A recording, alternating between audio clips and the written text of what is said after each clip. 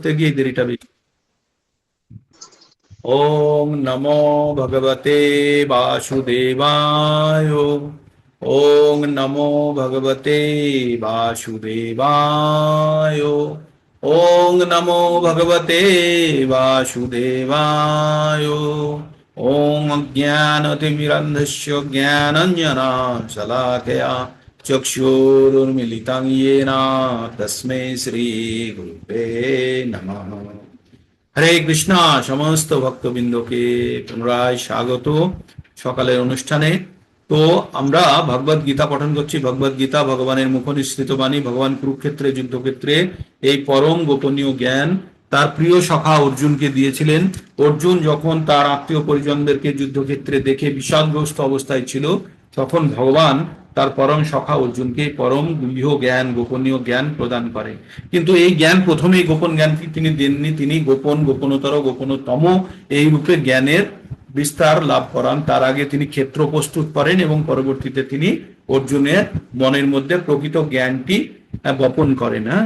তো আমরা 10 নম্বর অধ্যায়ে অত্যন্ত গোপনীয় জায়গাতে আছি, যেখানে ভগবান কি বললেন। ভগবান সেখানে আমরা ভগবান অর্জুনকে প্রথমেই বললেন, ইদম তুতে গুহ্যতমং প্রবক্ষ্যাম্যনুসূয়বে জ্ঞান বিজ্ঞান সহিতাম যজ জ্ঞাত্তাম উচ্ছসে শোভাত। তো ভগবান কি বললেন, যে এই পরম গোপনীয় জ্ঞান অর্জন করে তুমি সমস্ত প্রকার অশুভ অশুভ কলুষ থেকে তুমি মুক্ত হবে। কোথার? জড়জাগতিক। তার মানে এই জ্ঞান আমরা 9 নম্বরেও এই একই কথা, আচ্ছা 9 নম্বরে এটা পড়লাম। 10 নম্বরে ভগবান কি বললেন, যে এই পরম জ্ঞান গ্রহণ করে তুমি আবার তুমি শ্রবণ করো, তোমার ভালোর জন্য আমি বলছি, তোমার হিতের জন্য ভগবান আবার বলছেন। শ্রী ভগবান উবাচ ভূয় এব মহাবাহ শুনো মে পরমাম বচঃ যত্তে অহং প্রিয় মানায় বক্ষ্যামি হিত কাময়া। তো ভগবান বললেন যে তুমি পুনরায় আমার পরম জ্ঞান শ্রবণ করো, শুনো, শুনো, তোমার ভালোর জন্য আগের থেকেও আরো আরো আমি তোমাকে বৃহত্তম কথা, উৎকৃষ্ট তত্ত্ব আমি তোমাকে বলছি, আর তুমি আমার অত্যন্ত প্রিয়, তাই তোমাকে এগুলো বলছি। ঠিক। এবার ভগবান কি কি বললেন, যে তার সম্বন্ধে সহজে জ্ঞান লাভ করা যায় না। ইভেন দেবতারা এবং মহারিষিরাও ভগবানের উৎস এবং কর্মকাণ্ড সম্বন্ধে সমগ্রতভাবে অবগত নয়, কারণ ভগবানই তাদের কারণের কারণ। ভগবানই তাদের কারণের কারণ। তারপরে ভগবান বললেন ভগবানকে, যে যো মাম আদিম অজম অনাদিম চ ব্যক্তি লোক মহেশ্বরম অসম্মূঢ় সমর্তেষু সর্ব পাপই প্রমুচ্ছুতে। ভগবান বললেন যে ভগবানকে যে জন্মরহিত, অনাদি এবং সর্বগ্রহলোকের মহেশ্বর বলে জানেন, তিনিই কেবল মনুষ্য কুলের মধ্যে মোহশূন্য হয়ে পাপ মুক্ত হন। তাহলে পাপ মুক্ত হলে কি করতে হবে? ভগবান সম্বন্ধে জানতে হবে এবং ভগবানকে এটা মনে মনে এবং সর্বতভাবে গ্রহণ করতে হবে। ভগবানই সবকিছুর উৎস, ভগবানই পুরো জগৎ সংসার চালাচ্ছে, তিনি সর্বগ্রহলোকের মহান ঈশ্বর, মহেশ্বর। তারপরে ভগবান কি বললেন, বুদ্ধি, জ্ঞান, সংশয়, মোহ, মুক্তি, ক্ষমা, সত্যবাদিতা, ইন্দ্রিয় সংযম, মনোসংযম, সুখ দুঃখ, জন্ম মৃত্যু, ভয় অভয়, অহিংসা, সমতা, সন্তুষ্টি, যজ্ঞ, দান, তপস্যা, যশ অযশ, সব কিছু এই প্রাণীদের মধ্যে এই গুণগুলি ভগবান দিয়েছেন। কিভাবে? ভগবানের থেকে এই গুণগুলি এসেছে আমাদের মধ্যে। তো এই তারপরে ভগবান বললেন যে ভগবানের এই যে সপ্ত ঋষি, 25 জনের কথা বলেছেন ভগবান। সপ্ত ঋষি 4 মনু, সপ্ত ঋষি আর 4 চতুষ্কুমার। সনক, সনন্দ, সনক, সনন্দ, সনাতন আর সনক। সনক, সনন্দ, সনাতন আর সনত কুমার, এই 4 কুমার ব্রহ্মার, এরা সব মানসপুত্র। এরা এরা প্রথমে ছিল, আর কি ছিল? সপ্ত ঋষি, আর ছিল 14টি মনু। এই টোটাল 25 জনই সমস্ত জগৎ সংসারকে এই যে প্রতিপালন করার জন্য সৃষ্টি করেছেন। এবার আমরা 7 নম্বরে কি পড়লাম, ভগবানের এই বিভূতি যোগ যে যথার্থ রূপে জানে, সে অবিচলিত ভাবে ভক্তি যোগে যুক্ত হন, তাতে কোনো সন্দেহ নেই। তাহলে ভগবানের বিভূতি যোগটা জানা আমাদের খুব অত্যন্ত গুরুত্বপূর্ণ। এতাং বিভূতি যোগং চ মম যো বেত্তি তত্ততঃ সবিকল্পেনা যোগেনা যুজ্যতে নাত্র সংশয়। তো বলছে, যিনি ভগবানের এই বিভূতি যোগ, আমরা এখন বিভূতি যোগটা পড়বো, বিভূতি কি, ভগবানের মহিমা সম্বন্ধে আমরা জ্ঞান অর্জন করি। তার মধ্যে ভগবান 4টি শ্লোকের মাধ্যমে ভগবান পুরো ভগবত গীতাকে এখানে সমাহিত করলেন। 4টি শ্লোক কি আপনাদের সকলকে মুখস্থ করতে বলেছি, এবং আমাদের ওই 32টি শ্লোকের মধ্যে এই 4টি শ্লোকও আছে। তাই এটি কমন, আমার সব থেকে গুরুত্বপূর্ণ শ্লোকগুলি এই 32টি শ্লোকের মধ্যে রাখা আছে। তাই এই 4টে শ্লোক আমি একবার পঠন করে চলে যাচ্ছি, অর্থ বলে চলে যাব, তারপরে আমরা পরবর্তী শ্লোকে প্রবেশ করব। অহম সর্বস্য প্রভু মত্ত সর্বং প্রবর্ততে ইতি মত্তা ভজন্তি মাম বুধা ভাব সমান্বিতা।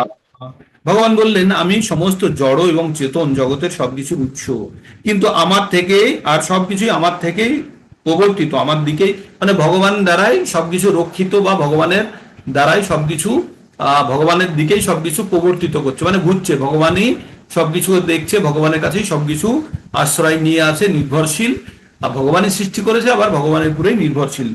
এই তত্ত্ব অবগত হয়ে পণ্ডিতগণ শুদ্ধ ভক্ত সহকারে আমার ভজনা করেন। তাহলে এই তত্ত্ব যারা জেনে গেছে তাদেরকে বলা হচ্ছে পণ্ডিত। যারা এই তত্ত্ব জেনে গেছে তারা পণ্ডিত। একটু আগে আমরা কি বললাম, বিদ্যা বিনয় সম্পন্নে ব্রাহ্মণে কবি হস্তিনী শুনি চৈব সপাকে চ পণ্ডিতাহা সহদর্শী নাম পড়লাম তো। যারা সবকিছুকে, ব্রাহ্মণ, কুকুর, গরু, হাতি, ছাগল, চণ্ডাল সকলকে একই রকম ভাবে দেখে, তিনি পণ্ডিত। আর এখানে কি বলছে, সেই পণ্ডিত হবে যে ভগবান সম্বন্ধে জ্ঞান অর্জন করে গেছে, ভগবানের উৎস, ভগবান সবকিছুর সোর্স, ভগবান সবকিছু তৈরি করেছেন, ভগবানের দ্বারাই সবকিছু চালিত হচ্ছে, এটা যে জেনে গেছে, জানবেন তিনিও পণ্ডিত, তার মধ্যে প্রকৃত জ্ঞানের উদয় হয়েছে। এবং এই রকম ব্যক্তি ভক্তি সহকারে সর্বদা ভগবানের ভজনা করে। তাই বলছে ইতিমত্তা ভজন্তে মাম, ভজন্তে কথার অর্থ হচ্ছে ভজনা করা, আর ভজনা শুধু ভগবানেরই হয়, আর কারোর হয় না। ভজনা এসছে ভজ ধাতু থেকে, এখানে ব্যাখ্যা লেখা আছে, তো সেটা কখনো আপনারা চাইলে পড়তে পারেন। মত্তা ভজন্তে ইতিমত্তা, এইটা জেনে ভজন্তে মাং বুধা ভাব সমন্বিতা, তার বুদ্ধির উদয় হয়েছে। এবার যখন বুদ্ধির উদয় হয় তখন তারা কি ব্যবহার করে, কি রকম ভাবে আচার আচরণ করে, তাই বলছে মচ্চিত্তা মত গত প্রাণা বোধায়ন্ত পরস্পরম, আমাকে মন এবং চিত্ত অর্পণ করে তারা নিজেদের মধ্যে যখন কথা বলে, তখন কথায়ন্তশ্চ মাং নিত্যম, তখন সবসময় আমার কথাই বলে। তুষ্যন্তি চ রমন্তি চ, এবং কথা বলে আনন্দিত হয় এবং রোমাঞ্চিত হয়। তাই ভগবান বলছে, ভগবানের ভক্তরা যখন একজন আর একজনের সঙ্গে কথা বলে, কি নিয়ে কথা বলে, তারা ভগবান সম্বন্ধেই কথা বলে, আর অন্য কোনো সম্বন্ধে না, এবং তাতে তারা আনন্দিতও হয় এবং রোমাঞ্চিত হয়। তাই প্রত্যেক, একবার না, যখনই বলে তখনই, প্রত্যেক মুহূর্তেই বলে।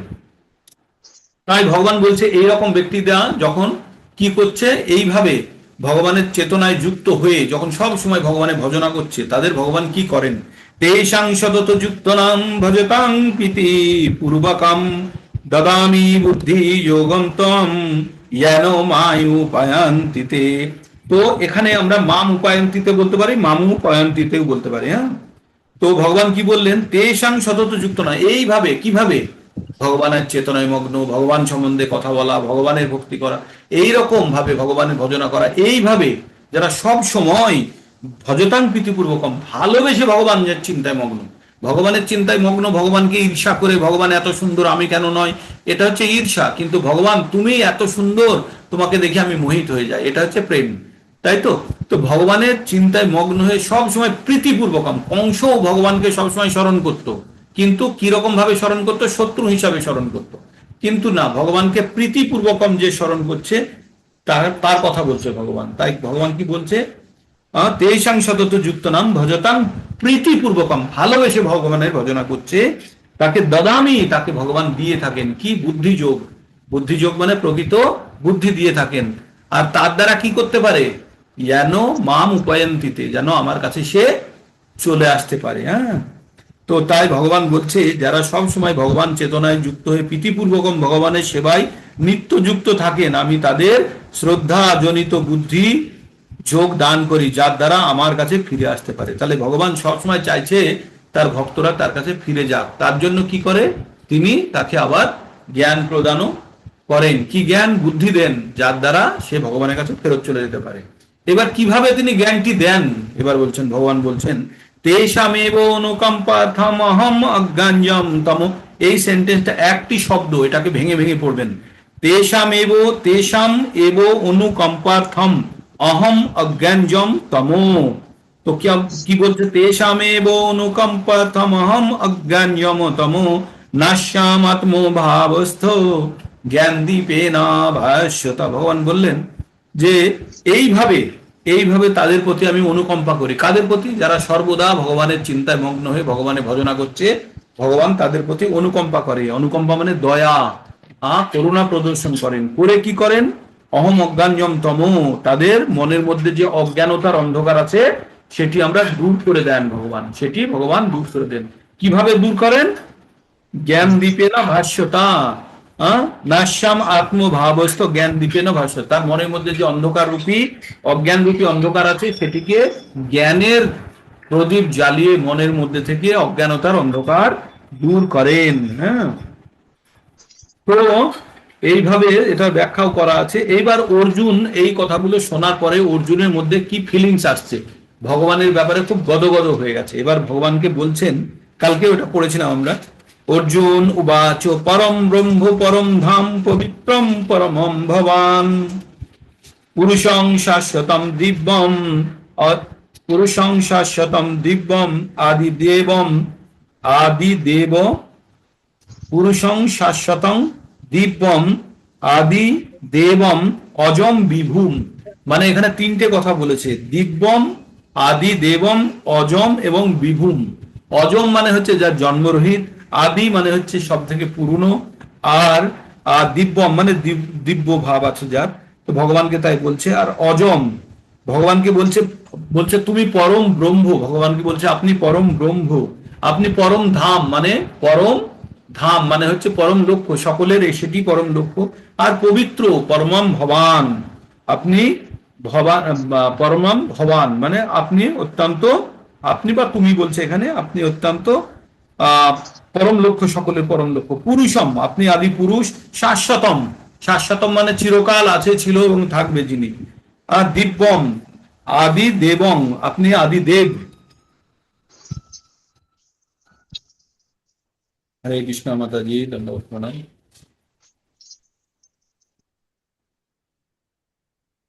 इसको बना देते हैं, एक मिनट हो गया।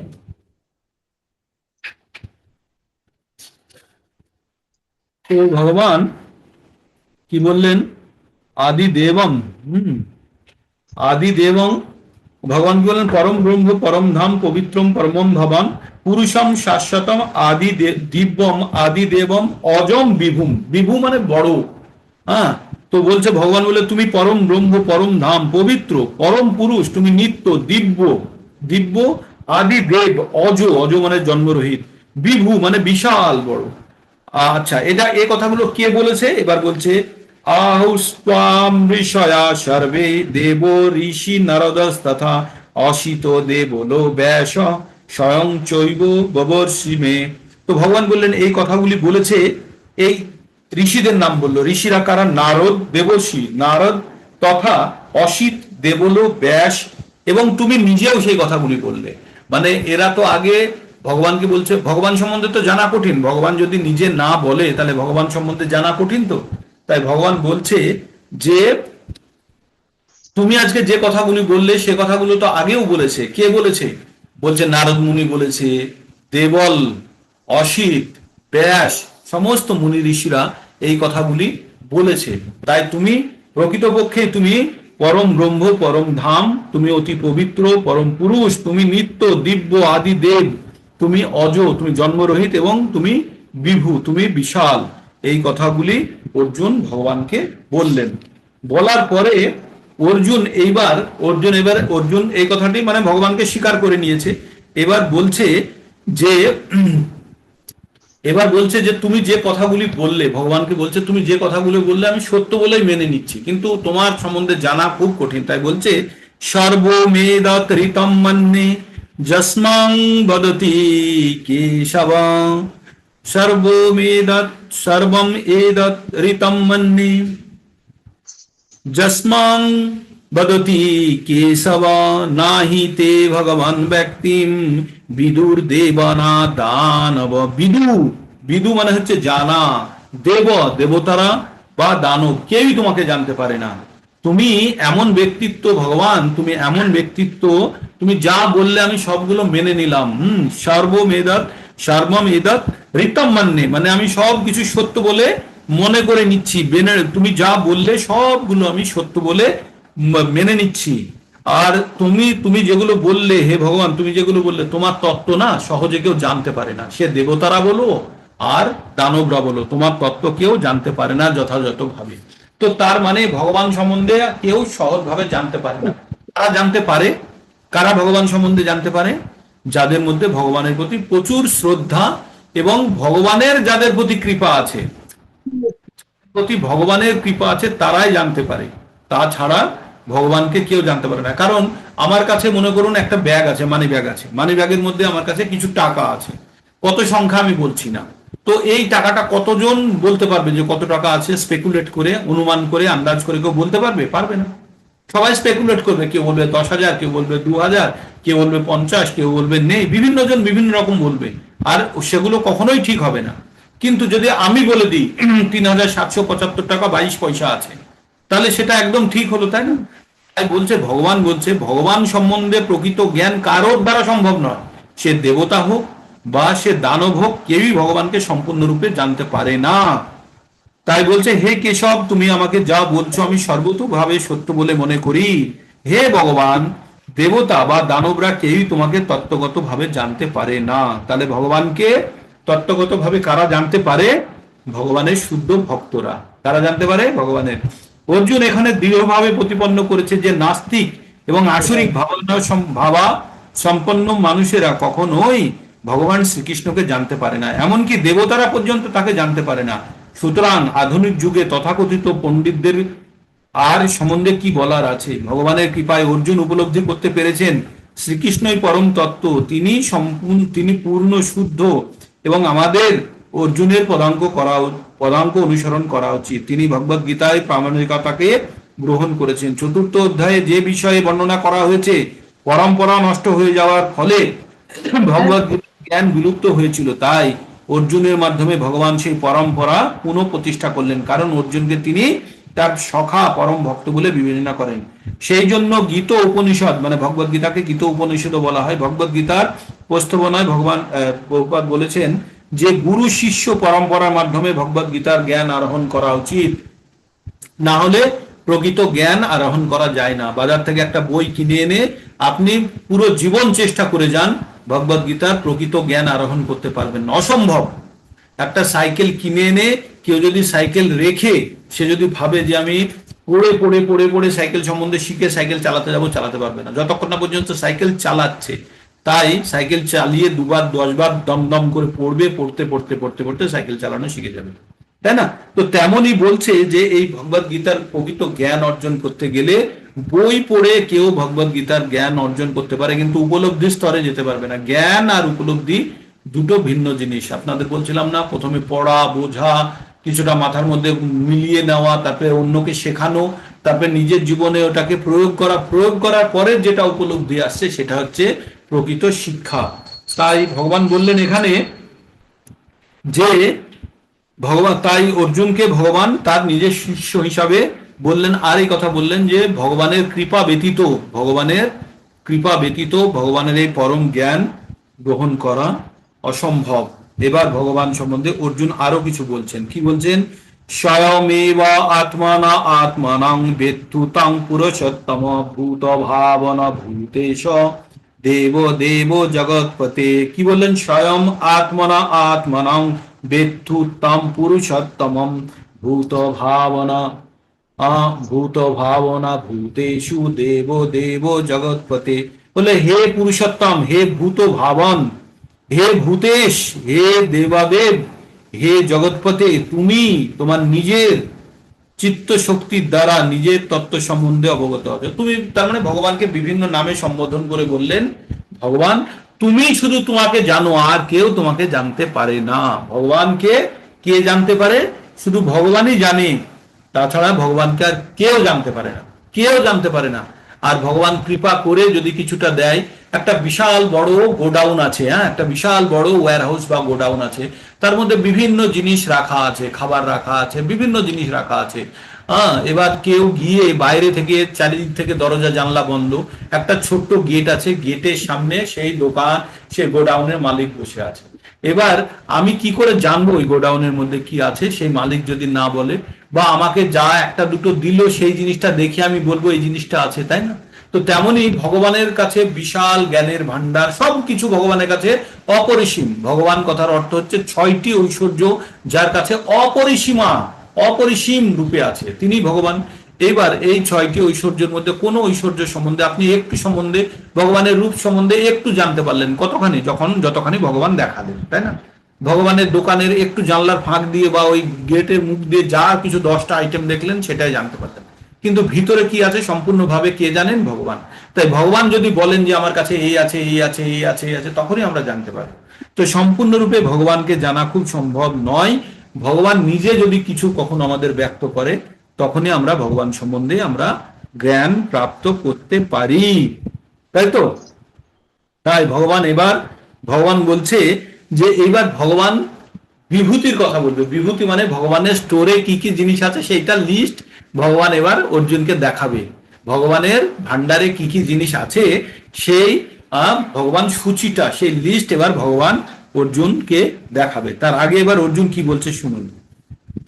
বক্তুম সক্ষম অশেষেণ দিব্য হি আত্ম বিভূয়ঃ ইয়াভি বিভূতি যাহি বিভূতি বিলোক যাহি বিভূতি বিভূতয় ইয়াভি বিভূতি লোকান ইমান তম ব্যাপ্যতিষ্ঠতি।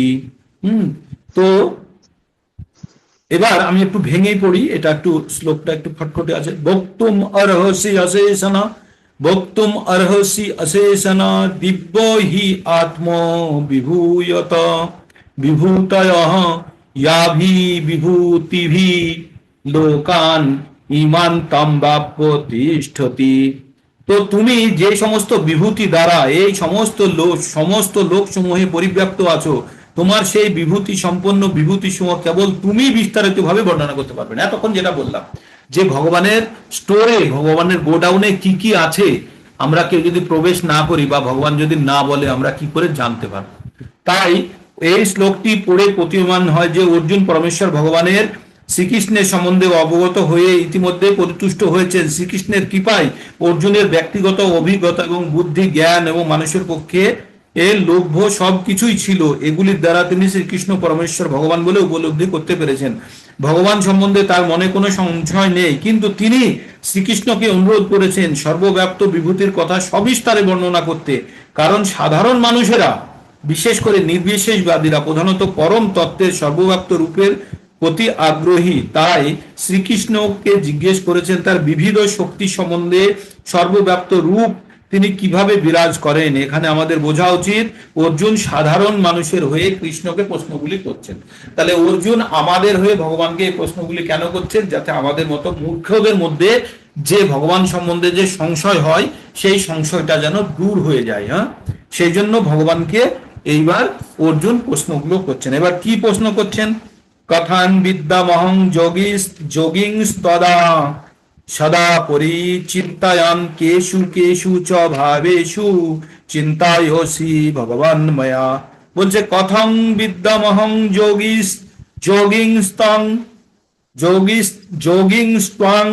সদা পরিচিন্তায়ান কেষু কেষু চ ভাবেষু চিন্তায়সি ভগবান ময়া। এবার ভগবানকে বলছে, অর্জুন বলছে আচ্ছা ভগবান আপনি বলুন তো আপনাকে সব সময় আমি কি রূপে চিন্তা করব, কি ভেবে চিন্তা করব?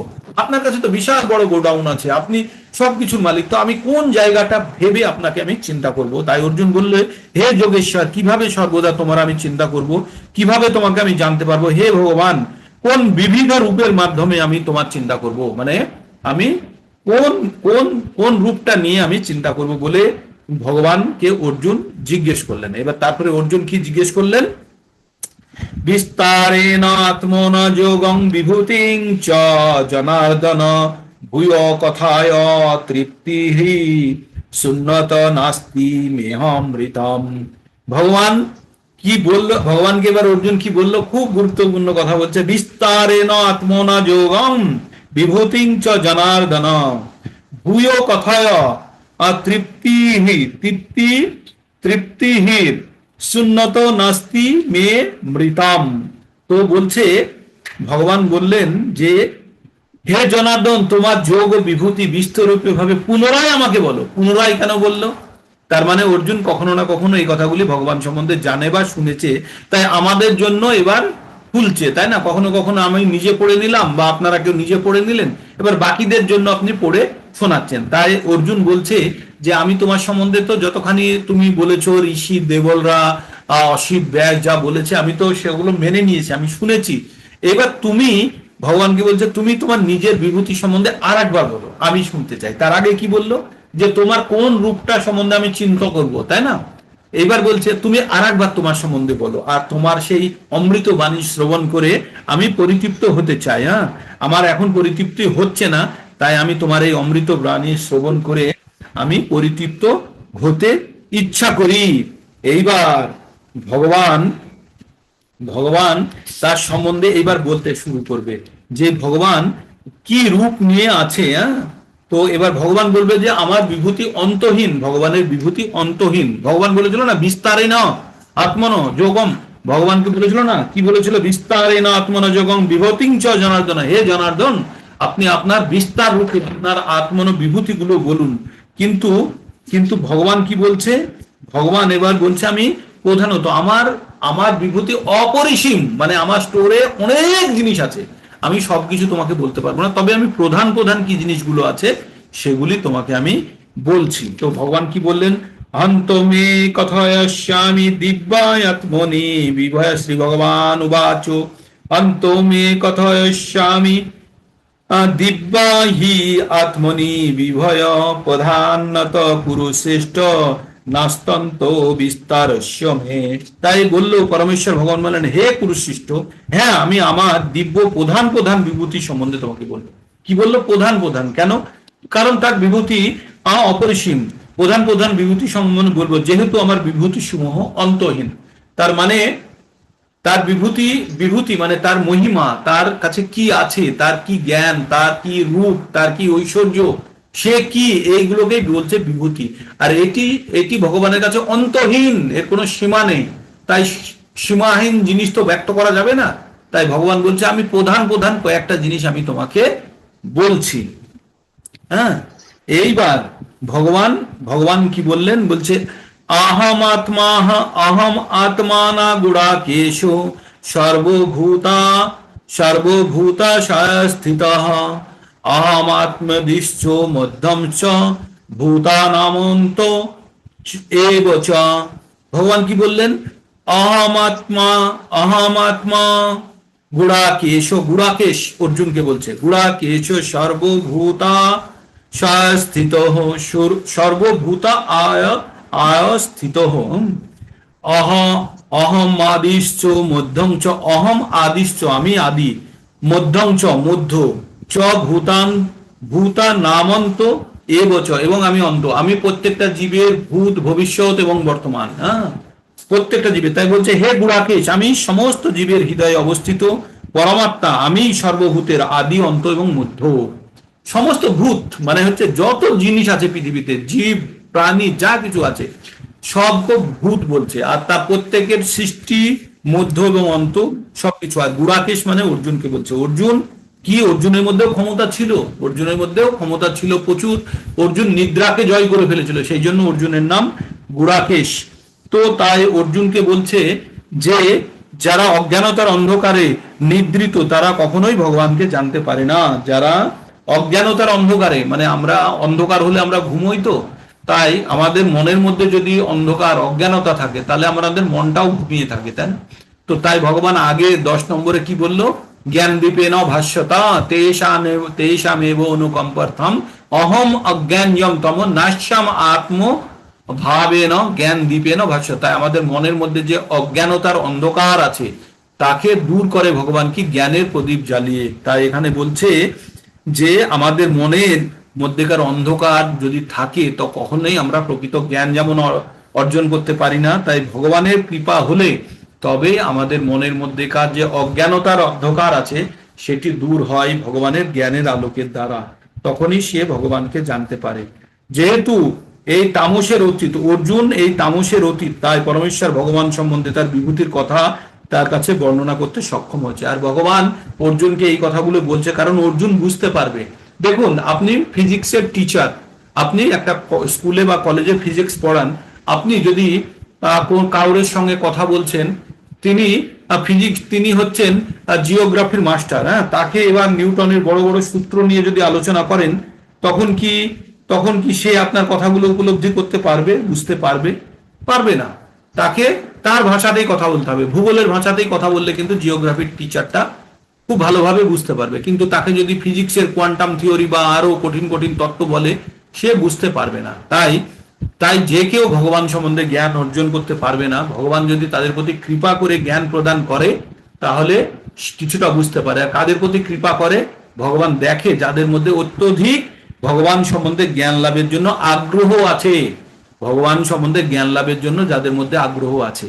তাই আপনারা প্রত্যেকে নিয়মিতভাবে ভগবদ গীতা শ্রবণ করেন, পঠন করেন, অন্যকে বোঝানোর চেষ্টা করেন, বিতরণ করেন, জ্ঞান অন্যের কাছে পৌঁছে দেন। তার মানে ভগবদ গীতার প্রতি আপনাদের প্রচন্ড শ্রদ্ধা, ভগবানের প্রতি শ্রদ্ধা।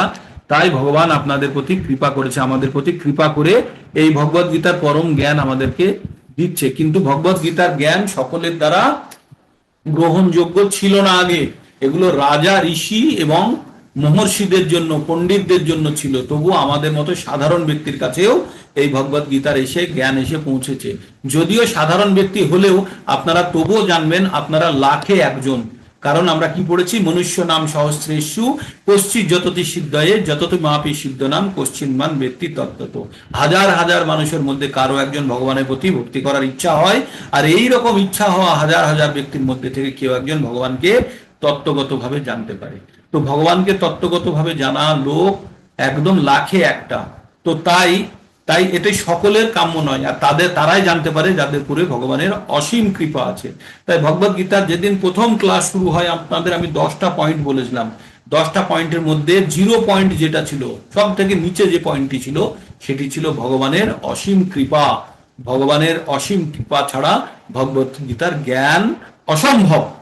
কোন পণ্ডিত জ্ঞানী এই ভগবদ গীতার পরম তত্ত্ব উপলব্ধি করতে পারে না। হয়তো জ্ঞানটা শুনতে পারে, বুঝতে পারে, সংস্কৃতর মানে বুঝতে পারে, কিন্তু উপলব্ধি করতে পারে না। উপলব্ধি হচ্ছে সাইকেল নিজে শিখে চালানোটা হচ্ছে উপলব্ধি। আর সাইকেলকে কিভাবে চালাতে হয়, হ্যান্ডেল ধরে প্যাডেল মেরে চালাতে হয়, এটা হচ্ছে জ্ঞান। তাহলে উপলব্ধি স্তরে যদি না পৌঁছতে হয়, তাহলে জ্ঞান শুষ্ক, তাই না? জ্ঞান শুষ্ক। তাই আমাদেরকে এই জ্ঞানকে আমাদের উপরে প্রয়োগ করে উপলব্ধি স্তরে যাওয়ার চেষ্টা করতে হবে। তো কাল থেকে ভগবান এবার বলবে ভগবানের রূপ সম্বন্ধে। তো ভগবানের রূপ কেমন, কাল থেকে 21 নম্বর শ্লোক থেকে আমরা ব্যাখ্যা করব। ঠিক? হরে কৃষ্ণ কৃষ্ণ কৃষ্ণ হরে হরে, হরে রাম রাম রাম হরে হরে। কারো কোনো প্রশ্ন থাকলে জিজ্ঞেস করবেন, আমার ক্ষমতা অনুযায়ী আমি উত্তর দেব। আর ক্যামেরা অন করুন, একটা অ্যাটেন্ডেন্স হয়ে যাক। 34 জন দেখছিলাম কিছুক্ষণ আগে। আর পোকো ফোন কার? পোকো পোকো ফোনটি কার? একবার বলুন তো শুনি। এখন তো সবাই আছেন, পোকো ফোনটি কার? তিনি তো তার নামটা অ্যালট করলাম, তিনি তো চলেই গেলেন, আর আসলেনই না। পোকো ফোনটি কার? না নাম পরিবর্তন করে নিলেন? কার পোকো ফোনটি বলুন একবার। ওই মনে হচ্ছে আমার ছিল ওটা। মাতাজি। ছিল সকালে উঠে দেখছি, আরে আসলে এই ফোনটা তার ব্যবহার করা হয় না, এমনি রাখা হয়, আর দুজন একটাই বসি। তারপরে আজকে সকালে দেখছি আরে এটা তো আমারই। আচ্ছা, ঠিক আছে। তাই তাই ঠিক আছে, কোনো ই নেই। তো আপনারা বুঝতে পারছেন না? বোঝা যাচ্ছে না? যাচ্ছে না? হ্যাঁ, পরম যাচ্ছে যাচ্ছে তো, কিন্তু কতটা মনে রাখতে পারছি সেটা জানি না। তো এটা শুনুন, আপনাদের একদম ভাববেন, এটা কে কে বুঝতে পারে না? ঋষিরা, মহারিষিরা বুঝতে পারে না, দেবতারা বুঝতে পারেন না। তো আমরা কোন সাকেত কা মুড়ি হ্যায়, তাই না? যতখানি বুঝতে পারছি ততখানিকেই ধরে রাখুন, পরবর্তী আরো আরো ছোট ছোট করে বুঝবো। এখানে কি বললো? এখানে দেবতারা পর্যন্ত জানতে পারে না, ঋষিরা পর্যন্ত জানতে পারে না ভগবান সম্বন্ধে। আর আপনি জ্ঞান অর্জন করছেন মানে আপনার নিজের জায়গাটা বুঝেছেন, কোথায় আছেন আপনারা? হ্যাঁ, তো সেই জন্য চিন্তা নেই আমাদেরকে। এই জায়গাটাই আমার সবচেয়ে টাফ লাগছে, এই অধ্যায়টা মানে মাথাতেই ঢুকছে না। দেবতারা যেটা জানতে পারছে না, কারণ দেবতারাও ভগবানের উৎসের কারণ। আপনি দেখুন একটা জিনিস খুব পরিষ্কার, একটা ডিএম হয়েছে কেউ, ডিস্ট্রিক্টে এসছে, ঠিক আছে, ডিস্ট্রিক্টে এসে রাজ্য চালাচ্ছে, কিন্তু ওই গ্রামেই একটা সায়েন্টিস্ট আছে, তাকে সে নাও জানতে পারে। সায়েন্টিস্ট সবকিছু জানে, কিন্তু সে ডিএম এসে সে তাকে নাও জানতে পারে। কারণ সে যদি না বলে, সায়েন্টিস্টের কাছে যে জ্ঞান আছে সেই জ্ঞান যদি ডিএম কে না দেয়, তাহলে ডিএম জানতে পারবে? জানতে পারবে না। তো দেবতা ঋষি এরা উচ্চ কোটির, এরা বড় সাধক, কিন্তু তারা যদি ভগবান সম্বন্ধে জ্ঞান অর্জন, স্বর্গে কারা যায়, কারা দেবতা হয় স্বর্গে গিয়ে? আপনাদের এবার মনে হবে যে দেব দেবতাদের তুচ্ছ করছে না। স্বর্গে কারা যায়? যারা যজ্ঞ করে স্বর্গসুখ ভোগ করতে চায় তারা স্বর্গে যায়। আপনারাও কয়েকবার ঘুরে এসেছেন হয়তো, কিন্তু এখন আর মনে হচ্ছে স্বর্গ আমাদের চাই না, আমাদের স্বর্গের বিয়ন্ডে আরো কিছু চাই। তো বারবার স্বর্গের 90% যারা ভক্ত তারা সবাই স্বর্গ ঘুরে এসছে, হয়তো আপনার মনে নেই, ভগবানের সব মনে আছে। তাই আজকে আপনাদের ভগবত ভক্তির প্রতি অনুরক্ত হয়েছেন, আপনারা ইচ্ছা জন্মিয়েছে। কারণ কি? কারণ যে স্বর্গে আপনাদের আর আনন্দ নেই, আপনাদের উপলব্ধির স্তর থেকে আপনারা বেরোতে চান, তাই ভগবানের শরণাগতি লাভ করার চেষ্টা করছেন, এটা জানতে হবে। তাই দেব দেবতারা বা ঋষি মহর্ষিরা যদি ভগবত গীতা না পড়ে বা ভগবত গীতা ভগবান সম্বন্ধে যদি জ্ঞান অর্জন না করে, তাহলে কি করে হবে? তারা জানতে পারবে না। একজন সায়েন্টিস্ট সে জিওগ্রাফি নাও জানতে পারে, তাই না? সে তো বিজ্ঞানের অনেক কিছু জানে, কিন্তু জিওগ্রাফি নাও জানতে পারে। তাই বলছে ভগবানকে যদি কেউ যদি ভগবানের কৃপা যদি না প্রাপ্ত করে, তাহলে ভগবান সম্বন্ধে জানতে পারবে না। ঠিক। আর ভগবত গীতায় যেটা লেখা আছে সেটা গ্রহণ করতে হবে, এটাই পরম কথা। শ্রদ্ধা থাকতে হবে। আমরা এখানে আর আমাদের তর্কের জায়গায় নেই, আমরা সেখান থেকে বেরিয়ে চলে এসেছি। 6 নম্বর অধ্যায় পর্যন্ত তর্কের জায়গা ছিল, তারপরে এখন সব ভক্তি, এখন শুধু গ্রহণ করতে হবে। তো ক্যামেরা যাদের অন হয়েছে একটা স্ন্যাপশট নিয়ে নিচ্ছি, আর কারো যদি অন হইতে পারে করুন, অথবা এখানে আমরা স্ন্যাপশট নিয়ে নিলাম। ওকে, আর কারো কিছু কথা বলার কোনো উপলব্ধি কিছু বলার নেই? বোঝা যাচ্ছে তার মানে নাকি?